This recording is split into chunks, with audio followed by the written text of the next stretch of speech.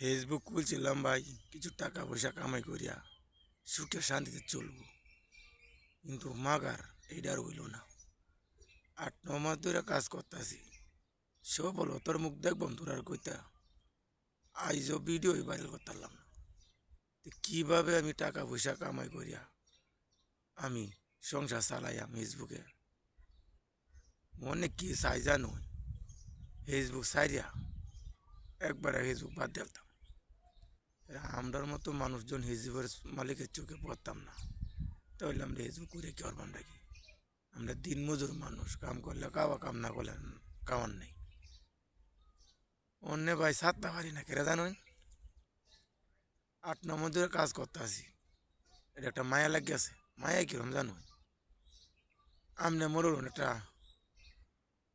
জিনিস, যে কোনো একটা জিনিস মনে হয় গরুর দিয়ে উদাহরণ দিই, তা গরু ফালতে আসো, এই গরুটা যদি আপনি বেচালায় তো একটু না একটু মায়া লাগবে। তো আমরাও ফেসবুক যারা খুলছি, যারা কাজ করতেছি, আমরাও কিন্তু আমাদের একটা মায়া। কিরম মায়া?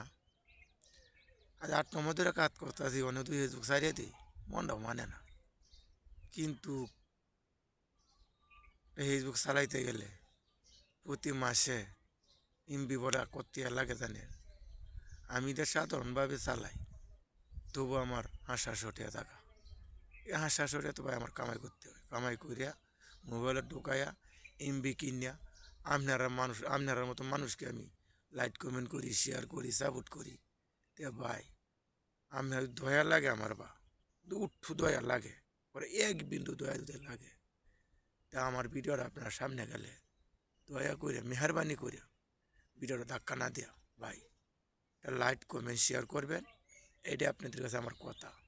কে লাগে ভাই জানুন, সফলতার মুখ দেখি, সফলতার মুখ দেখতে গেলে একটা মাধ্যম লাগে। আল্লাহ বলেছে তুমি চেষ্টা করো, দেওয়ার মালিক আমি। তবুও একটা মাধ্যম আছে। আজ যদি আমি কাজে না যাই, আল্লাহ আমাকে টাকা করে দিবে না। আজ আমার শরীরটা ভালো রাখতে দেখি আমি কাম কাজ করতে আসি, অন্যজনের বাড়ির টাকা পয়সা কামাই করিয়া সংসার চালাইতে আসি। তা আপনি যদি আমার একটু হেল্প করেন, হেল্প যদি আপনারা করেন, লাইক কমেন্ট করেন, লাইক কমেন্ট করেন, শেয়ার করেন, সাপোর্ট করেন, আমার পাশে থাকেন, তেই আমি একটু আগাইতে পারবো। এটা আপনাদের সকলের কাছে আমার একটা অনুরোধ, আমার অনুরোধ আপনারা রাখবেন।